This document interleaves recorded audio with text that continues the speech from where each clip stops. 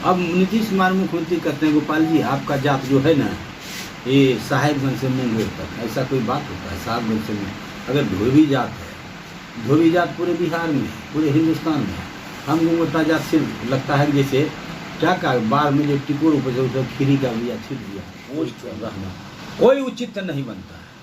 उनको त्याग पत्र दे देना चाहिए पार्टी के वरिष्ठ लीडरों को। उनको ये उन्होंने जो गलती करना है, गलती पर ध्यान दिलवाए आपके माध्यम से सरकार तक न्यूज जाएगी, बड़े लीडरों तक न्यूज जाएगी, इस पर चिंतन करेगा। मैं आग्रह कर रहा हूँ उससे जवाब सवाल करे, जांच प्रक्रिया के माध्यम से क्या क्या कर। वो कई बार आ चुके हैं, मेरे पूछे बिना न बच्चा घूमे फिरे सब कुछ कहा से जाए।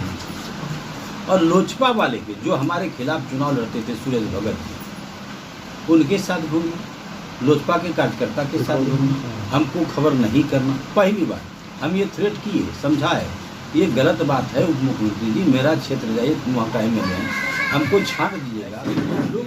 वीडियो ने ट्वीट किया, हमको जलील किया। दूसरे दिन गए जब उस रसी पर, जब अश्विनी कुमार चौबे जी आए थे, तो उनका आदत है, बोलने का आदत नहीं है, काम करने वाले चौबे। अपने बयानों से हमेशा विवादों और सुर्खियों में रहने वाले जदयू के गोपालपुर से बरबोले विधायक गोपाल मंडल ने एक बार फिर से बड़ा बयान देते हुए बिहार के उप मुख्यमंत्री पर निशाना साधा है। विधायक ने कहा कि उप मुख्यमंत्री तारकिशोर प्रसाद भागलपुर पैसा उगाही करने के लिए आते हैं। दरअसल गोपाल मंडल ने भागलपुर स्थित अपने आवास पर प्रेस वार्ता कर बिहार के उप मुख्यमंत्री तारकिशोर प्रसाद पर कई गंभीर आरोप लगाए। गोपाल मंडल ने कहा कि उप मुख्यमंत्री वैसे लोगों के साथ रहते हैं जिन्होंने पिछले विधानसभा चुनाव में एनडीए प्रत्याशियों के खिलाफ चुनाव लड़ा था। उन्होंने कहा कि यहां उप मुख्यमंत्री जब जब आते हैं लोजपाइयों, बनिया वर्ग और मालदार पार्टी के साथ घूमते हैं। लोजपा के सुरेश भगत और राजेश वर्मा पर ज्यादा ध्यान देते हैं, जिन्होंने चुनाव में एनडीए का विरोध किया, उसके घर में वह भोजन करते हैं। साथ जदयू विधायक ने कहा कि जब तारकिशोर बाबू भागलपुर आते हैं हमको नहीं खोजते हैं, हमको बिना जानकारी दिए वह मेरे क्षेत्र में घूमते हैं, इससे हमारे क्षेत्र के लोगों को भी खराब लगता है। वहीं बिहार एनडीए घटक दल में लगातार हो रहे बयानबाजी के बीच जदयू विधायक के इस बयान से गठबंधन की गार्ड कुछ ढीली होती नजर आ रही है और देखने वाली बात होगी कि जदयू का शीर्ष नेतृत्व अपने विधायक के इस बयान पर क्या कार्रवाई करती है और बीजेपी की तरफ से क्या पलटवार होता है।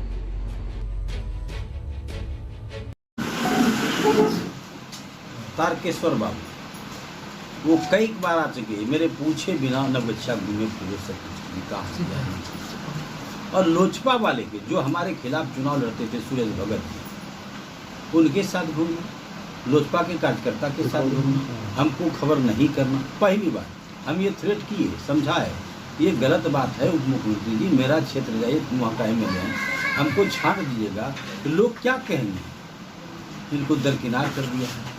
वो बोला अच्छा ठीक है भूल हो गया, लेकिन फिर दोबारा वो नाथनगर आए, नाथनगर से फिर भागलपुर में आए। यहाँ ये क्या कहा जाए, रोहित पांडे जो प्रत्याशी भाजपा के, उनको नहीं पूछा और उसी लोजपा वाले के साथ घूमते फिरते। और उन्होंने अगला बार भी आए थे, अगला बार भी राजेश पांडे के हम चाहिए, राजेश वर्मा, अब की बार तो राजेश वर्मा के भोजन भी किए। सारे लोजपा के लोग, भाजपाई लोग थे कि नहीं थे, रोहित पांडे को नहीं पूछा गया। रोहित पांडे फोन पर रोने लगे मेरे निकट, हमने हमारा भी तो यही दुर्दशा है। तब मैंने प्रेस कॉन्फ्रेंस की बात की और हमारे वहाँ कार्यकर्ता को बोला, कार्यकर्ता ये जो समीक्षा बैठक करेंगे कार्यकर्ता के साथ, यहाँ भी बैठक नहीं हुआ। वहाँ भी हम लोग 100 कार्यकर्ता के साथ 7 बजे आना था, 10 बजे तक रहे, नहीं आया। तब वहाँ के पत्रकारों ने जीत करके नहीं आए तो क्या हुआ, गोपाल मंडल को माला डाल दीजिए, बड़ा ऐसा माला था। हम भाजपा जिला अध्यक्ष, जदयू जिला अध्यक्ष, हम तीनों आदमी मिला के फोटो किए, इनकलाब जिंदाबाद हुआ और इनके बारे में हम कहे बड़प्पन लूटे। भाई वो नेता आदमी है, कहीं ना कहीं से कोई पकड़ लेते होंगे बार को, इधर देखिए उधर भी, इसलिए लेट हो गया, माफ़ कीजिएगा। वो अब ट्रेन पकड़ के चले गए, हम लोग चले गए। जाने के बाद फिर आते हैं, उनके इंतजार में परवीन भगत जी हैं वहाँ पर। सुरेश भगत लोजपा प्रत्याशी थे जिन्होंने 23,000 वोट काटा हमारे दम को हराने के लिए। संजीव सिंह उर्फ झा वो निर्दलीय चुनाव लड़ा था। वो पहले भाजपा के प्रखंड अध्यक्ष थे। उन्होंने 4,500 वोट काटा। परवीन भगत थे और विपिन मंडल जिला पार्षद सदस्य हैं। वो तो कोई दल का नहीं है, हमारी पत्नी को हराने का काम किया। उनके साथ सबके साथ मिल बैठ के बैठक किया, और आदमी थे बनिया वर्ग सब, बैठक किया। अब बैठक करने के बाद तब ट्रेन पकड़ी, उन्हीं लोगों के साथ भोजन किया। हम लोग को नहीं खोजा गया, हमको फोन भी नहीं किया गया। और हम तो यह कहना चाहते हैं, जब इस प्रकार का बड़े लीडर काम करे, उनका ये उप मुख्यमंत्री पोस्ट पर रहना कोई उचित नहीं बनता है। उनको त्याग पत्र दे देना चाहिए। पार्टी के वरिष्ठ लीडरों को उनको हटा देना चाहिए। जीते हुए प्रत्याशी साथ, हारे हुए प्रत्याशी साथ, आखिर प्रत्याशी तो है, अभी गठबंधन में है तो भाजपा का भी है, विधायक है, तो उन्होंने ऐसा गलती करता है। तहसीलदारी करने का काम करता है, तहसीलता है बाजार में बैठ के बनिया वर्गों से। कौन है? उप मुख्यमंत्री जी, उप मुख्यमंत्री तारकेश्वर जी। इससे लेता पैसा, लेता है बनिया वर्ग से, देता है इनको चंदा। तो कौन सर? अब कौन तो सब तो उन्हीं लोगों के साथ बैठा हुआ था। लोजपा वाला सुरेश भगत दुनिया भर पैसा कमाता है। क्या किया? वो भाजपा के खिलाफ चुनाव लड़े, जदयू के खिलाफ, तो फिर उनके साथ बैठने का क्या तुक है? इसलिए वो चंदा लेता है।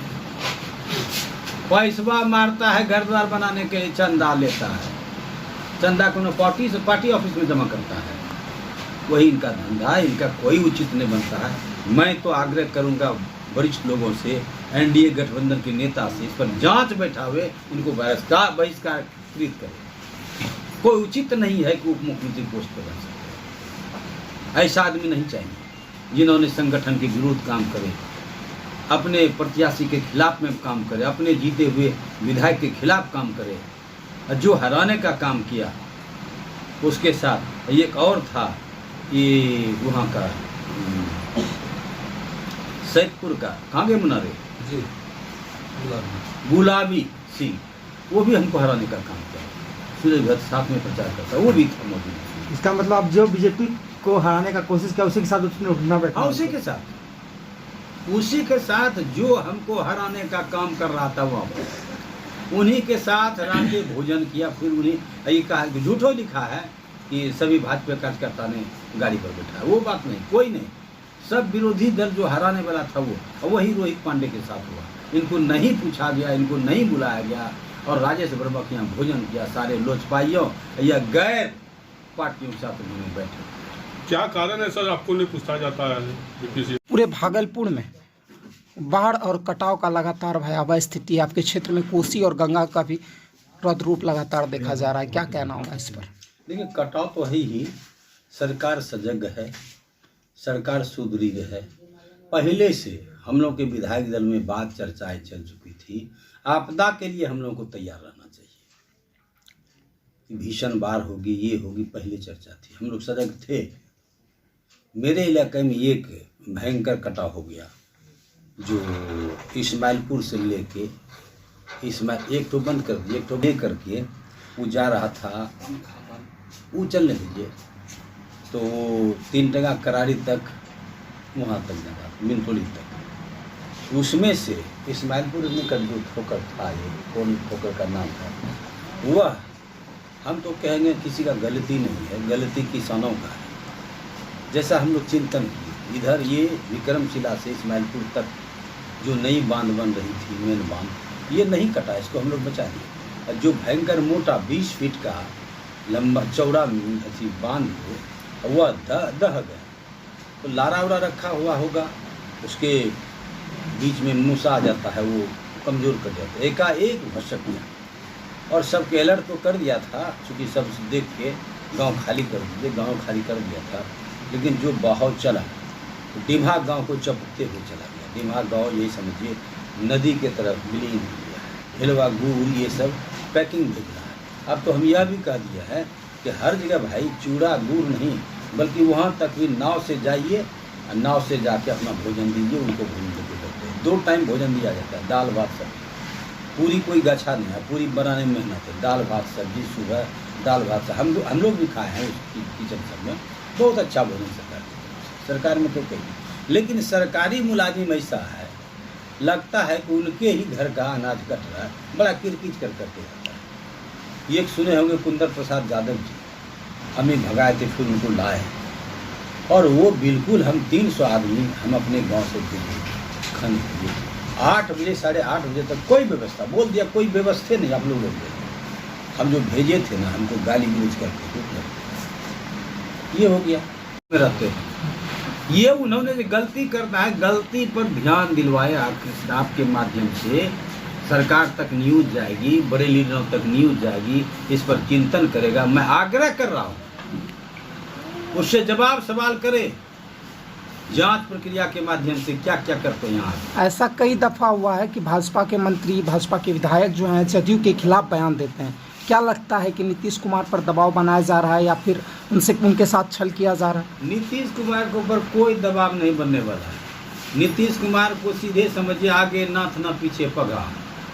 जितना दिन तक राजनीति कर लिए मुख्यमंत्री बनते थे, अब हटा भी देगा, हट भी जाएगा, इनको चिंता नहीं। और एक बात मैं कहना चाहता हूँ, बिहार को ऐसा मुख्यमंत्री नहीं मिला था और जाने के बाद मिलेगा भी नहीं, चाहे दावे के साथ नहीं। आपका कहना है कि तारकिशोर जी को अपने पार्टी से प्रेम नहीं है? नहीं भाई, अभी तो नहीं देखे प्रेम है। रोहित पांडे को नहीं खोजा, लोजपा प्रत्याशी राजेश वर्मा के यहाँ भोजन किया, उनको एक ढेर उठा के दे देगा आधे किलो का सोना, तो क्या घर जाएगा, कुछ को नहीं। तो नेतागिरी छोड़ के क्या बिजनेस करना चाह रहे हैं क्या? कौन? उप मुख्यमंत्री जी। अरे कितना बोलवाइएगा, बिजनेस धुरगुनी करना चाह रहे हैं, पैसबो ऐठे और पद बोल रखे, और कोनो पैसे बैठने वाला काम करो, पद छोड़ दो भाई। पिछले दौरे में भी एक शख्स तब तक उनके साथ रहे जब तक वो यहाँ से वापस चले नहीं गए। एक शख्स से लगातार उनके साथ ही रहे, वही जबकि उनका बीजेपी से कोई लेना देना नहीं। वही शख्स ना राजेश। अरे ये भी अभी देखिए भाई बन गया, जिला परिषद अध्यक्ष है ना टुनटुन साहब, वो आरजेडी से 1.5 करोड़ रुपया दिया टिकट लेने के लिए, कुछ घुराया है, कुछ बाकी है, दिया टिकट नहीं, वो आरजेडी से टिकट मांगता है, और भैयारी कह के बनिया हमारा भैया, वो भी लगे हुए। अब पूछिए, कुछ तो पूछिए। अब संजीव